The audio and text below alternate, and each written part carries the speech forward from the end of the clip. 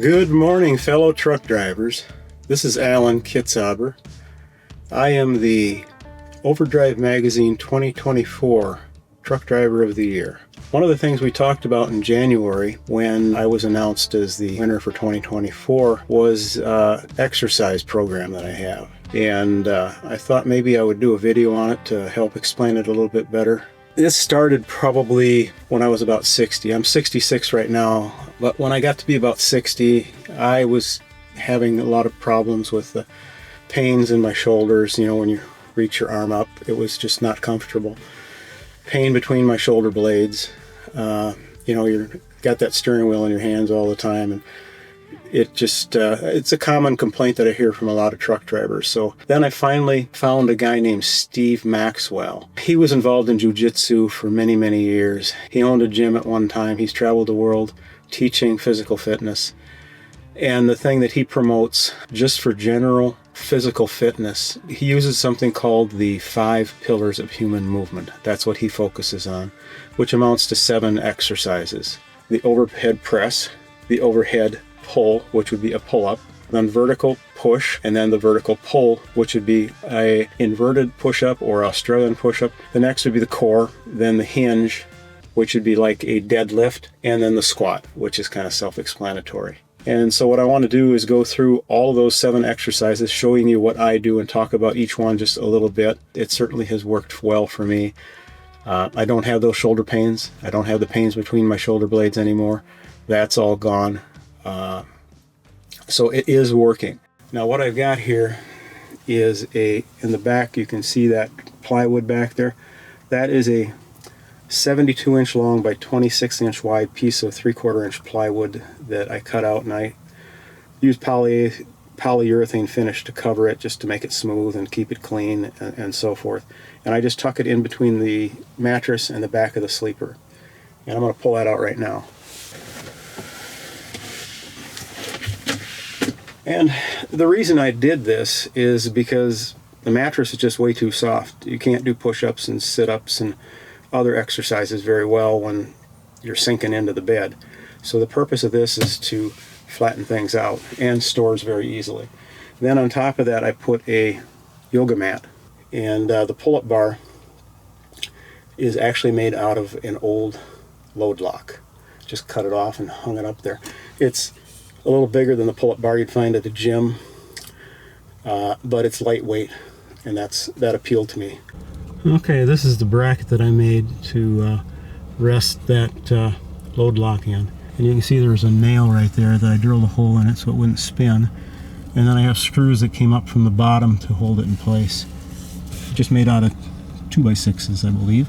The overhead press has a couple of options. I'm going to do what is called a pike push-up as best I can, and you're going to notice when I do it that I can't straighten my legs out completely, and that's, I think, a function of probably just age. When I get set up to do this, I keep my feet about shoulder width apart, maybe a little bit further. Then I put my hands down right in front of my knees, and I do this so that I kind of measure from out to the tip of my finger, and then I move my hand forward to that point. And I do that so that I have the same hand placement each time I do the exercise, so there's a little more consistency. Then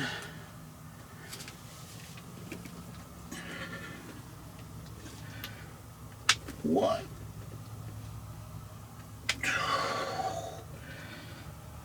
this is an option for people who aren't able to. I wasn't able to do what I just did when I first started out. And this is a way to work your way up to it. And you got the GoFit handles. They snap in place. The tube. And what I'm going to do is lay the tube down on the floor and stand on it. And the nice thing about these tubes is they come in different resistances. So you can start out very easy, very light, and then work your way up as time goes on. And so I'll stand on these.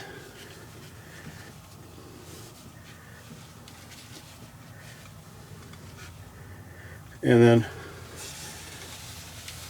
1, Another option that you can do is, for you guys that are in the household moving business, you know what a 4-arm forklift is.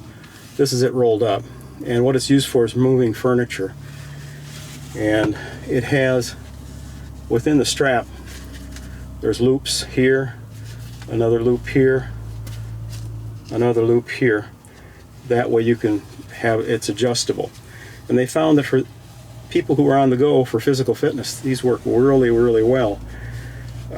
For an overhead press, you start the exercise and you exert yourself at 50% for 30 seconds. Then you exert yourself at 80% for the next 30 seconds. And then for the next 30 seconds, you do it as hard as you can or hard as you dare. You don't want to go as hard as you can or injure yourself. So short of injuring yourself, that's about the amount of force that you want to exert when doing that particular exercise. So you'd find about the halfway point in that motion, and that is where you would want to have your strap taut. And then you push in that direction for 30 seconds, and then another 30, and then another 30 until you get to the 90 seconds. And that's it. And they are quite effective. The 4-arm forklift is maybe a little too short to stand on for most people, so kneeling on it would be necessary. The other option is a 2-inch ratchet strap. Length probably wouldn't be an issue because most of those are 20 feet long. And it probably is something you already have. Next will be doing the pull-up. I can't do very many of these, like 1 or maybe 2 if I'm on a good day. So then that's where the tubes and the D handle come in handy. I stick my foot in this one. Stick my foot in this one. And for people getting started out with pull-ups, this is a good way to do it. Do it assisted until you get strong enough to do others. And then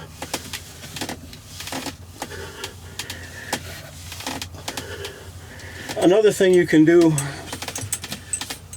when you're just getting started with pull-ups, which is going to be one of the more difficult exercises by far, what you can do to help yourself build up your strength is do an eccentric movement on the pull-ups. And that would be to get yourself all the way up as high as you can, and then slowly let yourself down as slowly as you can.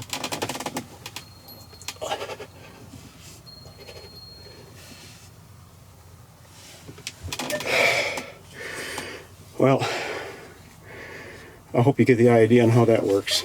Oftentimes you see people doing push-ups, and they'll push up and they'll go to here, they'll have their hands out wide and they'll go just up like this. Very, very limited range of motion.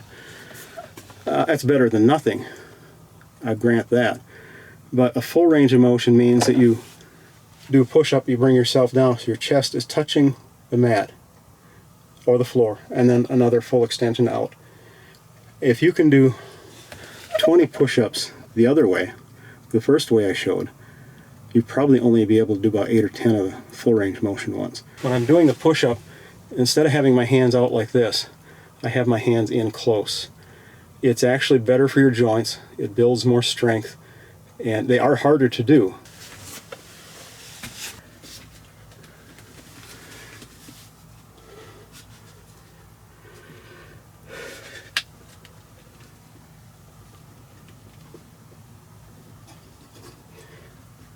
When doing the inverted row or Australian push-up, I started out initially, I would just go back at an angle and then pull myself forward. You can't see it. I do it in this direction, but it's hard to see. So you let yourself back and then pull yourself forward. And then just increase that angle as your strength improves. And I did that until I got to the point where I can do this exercise as I'm going to demonstrate now.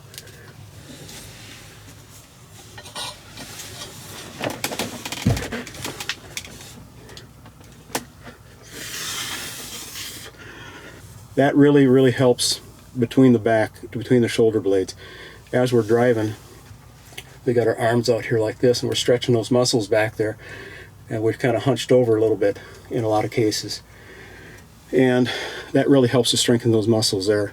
So between doing the overhead press and the inverted push-up, those are the two exercises I think probably benefited me the most for the aches and pains and such that I was experiencing. And there are a variety of ways of doing it. Just simple sit-ups. What I have here is a strap that I'm going to strap around the board that I can stick my feet under. When it comes to sit-ups, or crunches, there's all different options. The one that I like to use is I hold my feet under that strap and then I go from a laying down position to maybe about 45 degrees and then back down and up again. The advantage of doing it this way is that you stay under tension the whole time, and that is another big part of increasing your strength, is the amount of time that your muscles are under tension during that exercise. And the other thing is, when people do push-up or sit-ups and they go from the horizontal position all the way up, if you notice, you'll feel that vertebrae right there on your pelvis. It kind of rocks back and forth, and it's really not good for it, where it tips over in that point. And so this avoids that. And plus it keeps you under tension the entire time, which you get more out of. So I'll show you how I do it.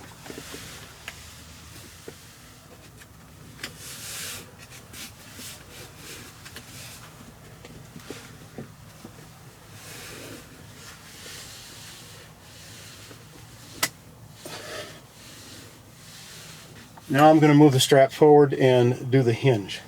So what I'm going to do on this exercise is stick my feet underneath the strap, or my ankles will be underneath of it, and I'm going to lean forward and then backward, and I'm going to be focusing on my lower back. This is what the deadlift really addresses, is your lower back and your posterior muscle chain as a whole. And I'm going to move very slowly this way and then back, and this way and then back. And I'll focus on contracting those lower muscles, or the lower back muscles, when I do this. And I'll do this probably about 30 reps. And one thing that does happen to me, I don't know if it will to you or not, but your hamstrings, or my hamstrings, will tighten up on me. And you'll probably see when I do this that I'll just lean back, squat, and that corrects it. And after the first, say 3 or 4 reps, it doesn't tighten up on me anymore.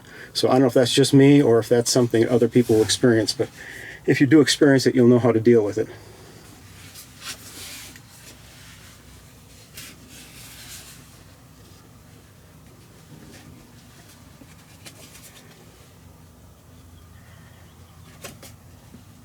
This strap has a little buckle on it so I can adjust the tightness of it. So anything that you can find that would accomplish the same task will certainly be good. So now I try and have a straight back as much as I can, and then just lean forward and back.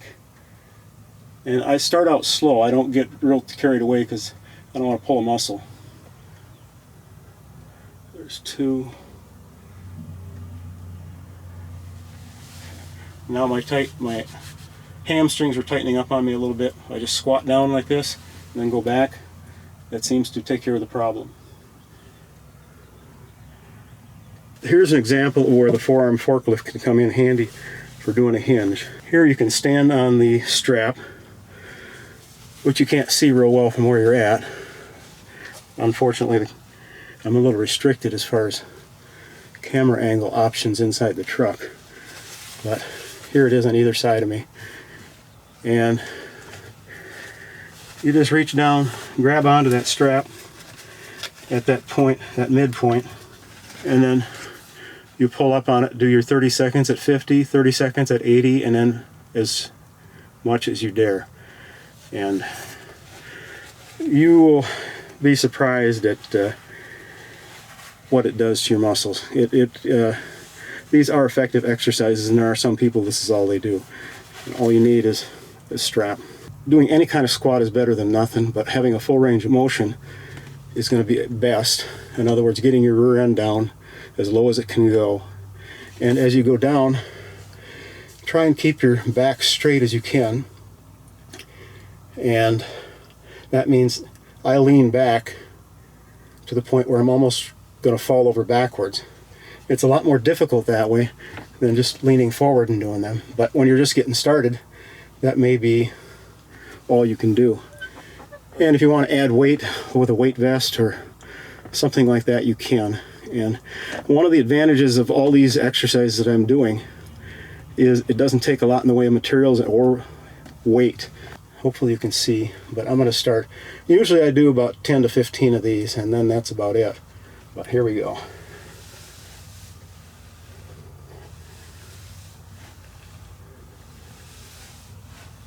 Well, I hope all of this helps inspire you guys to maybe start some kind of a exercise program of your own. The big thing is do something.